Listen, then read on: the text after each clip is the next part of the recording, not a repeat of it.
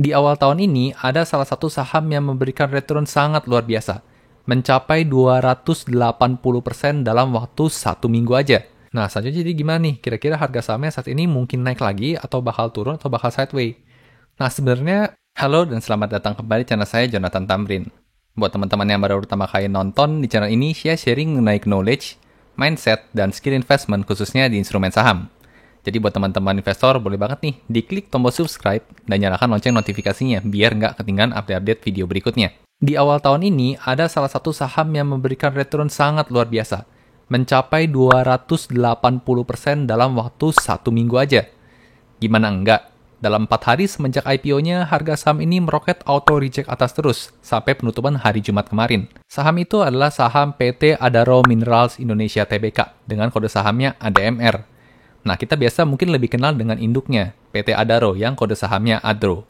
Nah, satu hal yang unik dari IPO si ADMR ini adalah ketika book building kemarin, itu dihargai di kisaran 100-125 untuk book buildingnya.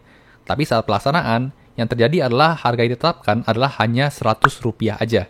Yang berarti kemungkinan kebanyakan investor kurang tertarik nih buat menghargai si ADMR ini dihargai di 125. Atau mungkin secara prospek juga dirasa kurang oke, jadi nggak mahal-mahal. Tapi ternyata kalau kita lihat setelah IPO, ternyata saham ADMR ini auto reject atas terus, bahkan berturut-turut hingga 4 hari di hari penutupan Jumat kemarin. Bisa kita lihat harga saat video ini dibuat, sekarang harga saham ADMR ada di harga Rp380, atau sudah meningkat sebesar 280% hanya dalam waktu 4 hari saja. Saya sendiri sebenarnya dari awal nggak terlalu ngikutin perkembangan IPO-nya ADMR ini. Tapi karena semenjak arah berhari-hari, saya jadi penasaran buat lihat prospektusnya seperti apa sih. Kok bisa harga sahamnya diapresiasi secepat itu? Setelah saya coba baca prospektusnya dan saya coba analisa fundamentalnya, kok kayaknya kondisi fundamental ini nggak seindah auto reject atasnya? Apa jangan-jangan ini ada permainan bandar supaya para retail ini berani masuk di harga tinggi dan nanti akhirnya malah nyangkut?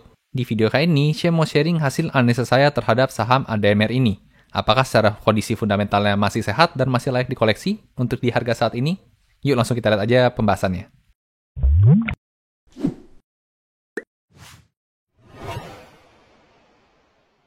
Oke, sekarang kita masuk ke pembahasan analisa fundamental si saham ADMR ini. Ini saya kasih judul, arah beruntun setelah IPO, naik 280% seminggu. Padahal fundamentalnya, apa jangan-jangan digoreng bandar gitu ya. Nah, langsung aja kita masuk, kita akan mulai dari sekilas profil perusahaan yang mau kita bahas dulu ya. Nah, di sini kita mau bahas PT Adaro Minerals Indonesia Tbk, ya dengan kode sahamnya ADMR. Nah, kalau kita mau lihat, si ADMR ini didirikan sejak tahun 2007.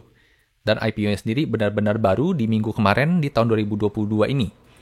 Dan kalau kita mau lihat, dari segi kepemilikan masyarakatnya, si ADMR ini terkomposisi sebesar 16,16% diisi oleh masyarakat kepemilikannya. Nah, selanjutnya dari segi market cap, per penutupan hari Jumat kemarin saya hitung ada di sekitar Rp15,32 triliun. Dan kemudian untuk si ADMR ini adalah anak usaha dari ADRO ya, atau PT Adaro. Dan untuk komposisi pemegang saham oleh ADRO sendiri ada sebesar 65,55% dikuasai oleh ADRO. Dan kalau dari segi segmen, sebenarnya kurang lebih sama ya dengan ADRO, yaitu pertambangan batu bara sebesar 99,8%. Kemudian ada jasa lainnya sebesar 0,2% aja. Jadi bisa kita lihat ya untuk Adaro Minerals ini fokusnya adalah pertambangan batu bara ya sebesar 99,8% atau hampir 1% lah.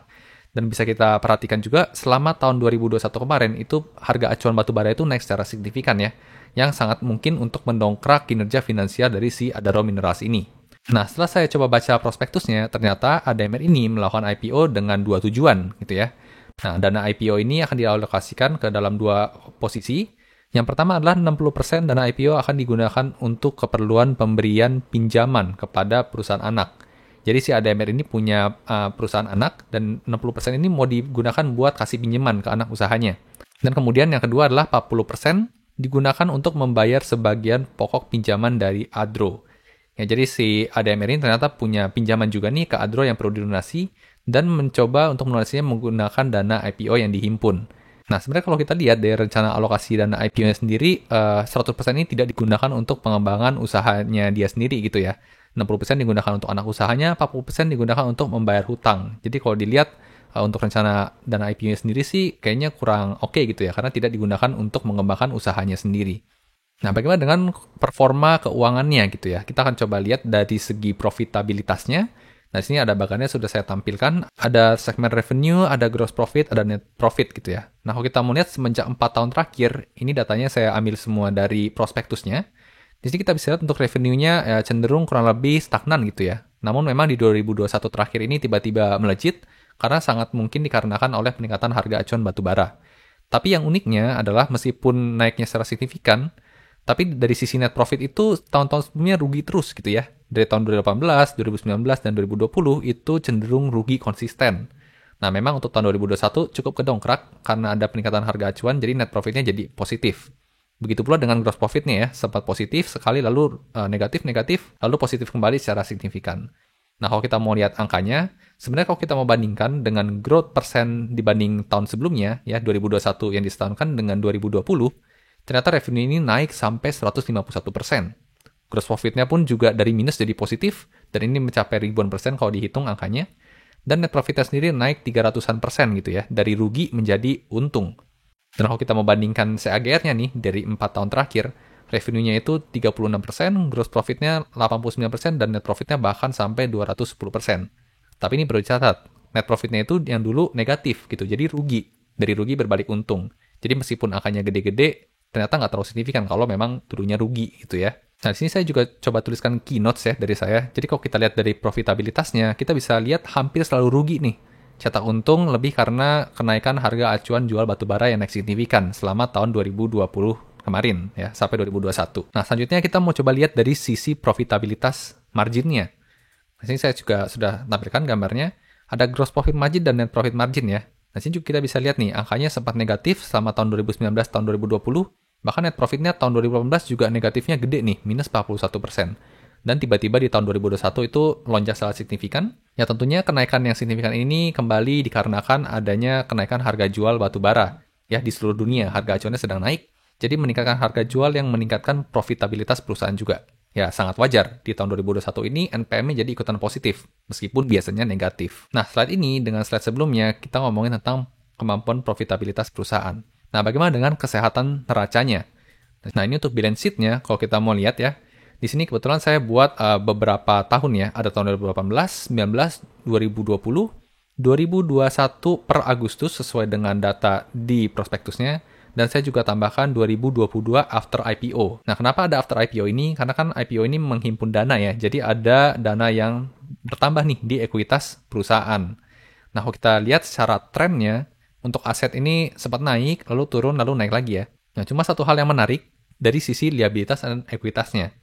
Kalau kita perhatikan untuk hutangnya dari tahun 2018 sampai tahun 2021 atau sampai sekarang itu konsisten naik ya. Naik terus gitu. Dan lumayan juga naiknya. Malah kalau dari sisi ekuitasnya kita lihat atau modalnya itu malah turun konsisten teman-teman. Ya jadi ini dari 5 triliunan turun jadi 4 triliunan, turun jadi 3 triliunan bahkan tinggal 700 miliar aja. Terus tiba-tiba mereka IPO gitu ya. Dan ekuitasnya otomatis naik tuh dengan dana hasil IPO jadi 1 triliunan aja. Nah, kita bisa bandingkan ya. Ini jauh banget nih hutang dibanding modalnya. Dan kalau kita mau coba lihat angkanya, peningkatan aset ya positif gitu ya, karena ini growth versus IPO. Nah, kalau kita bandingkan dengan tahun lalunya aja, growth-nya ternyata ada negatif ya. Dari tahun 2020 ke 2021 turun nih sedikit. Lalu kemudian selama 4 tahun CAGR-nya aset cenderung positif. Namun ternyata peningkatan aset ini dikarenakan oleh peningkatan hutangnya nih yang gede nih. Kita bisa lihat 4 tahun CAGR-nya untuk hutang 31%-an. Dan bahkan ekuitasnya turun terus nih. Selama CAGR 4 tahunan malah minus terus konsisten sekitar 49 atau 50%-an. Ini bukan hal yang baik ya. Dari segi balance sheet, saya rasa untuk ADMR ini kurang sehat. Ya, kurang sehat karena baik lagi hutangnya konsisten meningkat tapi ekuitas atau modalnya konsisten turun. Jadi ini perlu jadi catatan bagi yang mau invest di ADMR. Lalu kemudian kita lanjut ke bagian rasio hutang terhadap ekuitasnya. Nah bagaimana nih? Tadi kita lihat grafiknya kan gede banget nih di hutangnya. Ternyata kalau kita cek, secara hutang juga ternyata komposisinya gede-gede nih. Ya, bahkan sampai sebelum IPO itu rasio debt to equity rasionya mencapai 15 kali.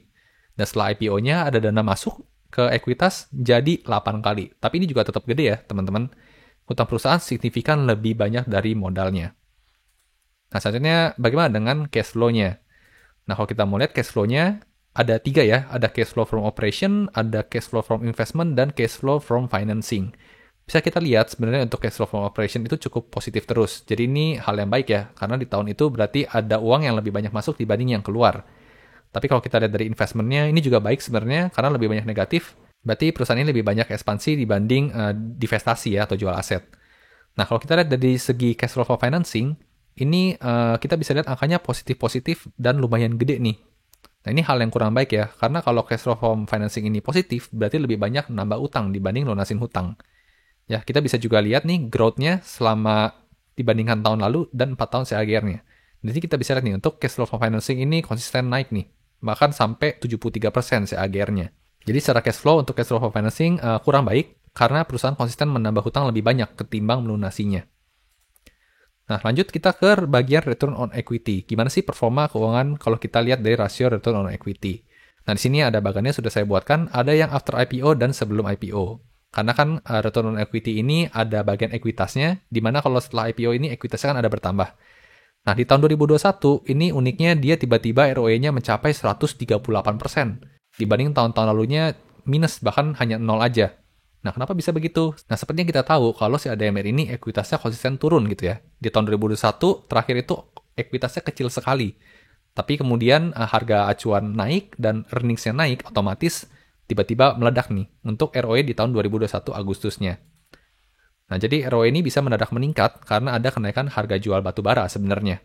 Gitu ya, bukan purely dari ekuitasnya juga ikut meningkat. Nah, dari saya sendiri sih melihat return on equity seperti ini kurang menarik ya, karena kurang konsisten perusahaan bisa mencetak ROE yang tinggi. Di sini bisa saya katakan bahwa cenderung one time event ya, ketika harga acuan tinggi aja naiknya, tapi kalau ketika udah turun lagi ya udah selesai bisa minus lagi seperti itu. Nah, bagaimana dengan valuasinya? Di sini saya pakai dua metode valuasi ya. Yang pertama, seperti yang biasa kita kenal, ada PBV atau Price to Book Value. Nah, sini kita bisa lihat setelah harga IPO pun sekarang PBV-nya ini tergolong masih sangat mahal ya, mencapai 11,73 kalinya. Jadi dari segi valuasi PBV ini sebenarnya sangat mahal sekali gitu. Nah, bagaimana dengan rasio PE rasionya atau price earning ratio? Sebenarnya kalau kita lihat untuk PE rasionya memang dominan negatif ya, karena memang merugi. Tapi di tahun 2021 ini angkanya positif, signifikan, dan tahun 2022 juga sudah mulai positif. Nah, sebenarnya kalau kita mulai dari sisi PE rasio, angka di tahun 2021 dan 2022 ini tergolong sangat murah sih, ya dibanding dengan earnings power-nya. Butuh modalnya cuma sedikit, tapi memberikan earnings yang sangat banyak. Jadi sebenarnya kalau dari sisi PE rasio bisa kita katakan valuasinya masih sangat murah sih. Tapi perlu diingat juga, ini ekuitasnya kecil karena utangnya gede gitu. Jadi sangat perlu diwanti-wanti sebelum mulai invest ke saham ini. Nah, bagian terakhir ada kesimpulan dari saya, ada beberapa poin yang saya temukan di saham ADMR ini. Yang pertama, ADMR ini termasuk emiten batu bara yang sifatnya biasa siklikal. Jadi ketika harga acuan turun, maka performa perusahaan bakal kembali turun lagi nih. Ini karena kebetulan di tahun 2021 dan 2020 kemarin lagi naik aja. Nah, kita perlu tetap memantau harga acuan nih, apakah bakal turun, apa tetap stay di situ. Lalu kemudian untuk kesimpulan kedua, tadi bisa kita lihat ya, ekuitas konsisten turun, liabilitas konsisten naik. Ini hal yang sangat buruk dari kondisi kesehatan neracanya. Dan kemudian yang ketiga, secara PBV sebenarnya sudah terlalu mahal, tapi kalau kita lihat dari PE rasio ini sangat murah sekali gitu ya. Jadi mana nih yang kita pakai? Sudah mahal apa sangat murah gitu? Itu balik lagi ke pertimbangan teman-teman ya. Nah, selanjutnya jadi gimana nih? Kira-kira harga sahamnya saat ini mungkin naik lagi atau bakal turun atau bakal sideways? Nah, sebenarnya untuk kenaikan harga saham masih mungkin terjadi gitu ya. Kalau, jadi ada syaratnya. Syaratnya adalah si ADMR ini bebenah kondisi fundamentalnya, ya, terutama neracanya. Karena neracanya tadi kita bisa lihat kurang sehat ya. Jadi kalau kondisi fundamentalnya bisa dibenahi, lalu kemudian earnings-nya bisa dijaga dan bahkan meningkat, itu tentunya harga sahamnya masih bisa melejit lagi. Nah, untuk kesimpulan yang terakhir, jadi si saham ADMR ini menurut saya termasuk investasi yang high risk, tapi juga high return gitu ya. Jadi banyak asumsinya. Nah, ketika asumsi dan perhitungan teman-teman ternyata benar gitu ya, maka teman-teman bisa sangat sekali cuan besar di saham ADMR ini. Dan begitu juga sebaliknya, kalau ternyata salah, ya bisa jadi boncos gila-gilaan. Nah, kembali saya ingatkan, tujuan dari video ini bukan untuk merekomendasi beli atau jual suatu saham. Jadi ini hasil sharing saya aja terhadap analisa fundamental saya lakukan, dan bantu teman-teman memberikan insight kira-kira cocok apa enggak teman-teman dengan gaya investasi di saham tertentu gitu ya. Teman-teman tetap perlu melakukan PR-nya atau do your own research. Oke, jadi itu tadi hasil sharing saya di saham ADMR ini. Sekilas kalau saya lihat fundamentalnya kok kayaknya nggak seindah potensi arahnya ya. Atau mungkin dari segi resiko juga high risk high return yang mungkin dari saya sendiri pribadi kurang cocok gitu ya dengan gaya seperti itu. Tapi tetap ujung-ujungnya baik lagi ke teman-teman. Gimana nih teman-teman setelah dengar penjelasan tadi jadi tertarik untuk ambil saham ADMR ini atau malah jauh-jauh aja? Tuliskan pendapat dan komentar teman-teman di kolom komentar di bawah ya, supaya kita bisa diskusi lebih lanjut lagi. Suka video seperti ini, jangan lupa di like dan bagikan ke teman-teman investor lainnya ya, supaya makin jago analisa sahamnya. Sampai jumpa di video berikutnya.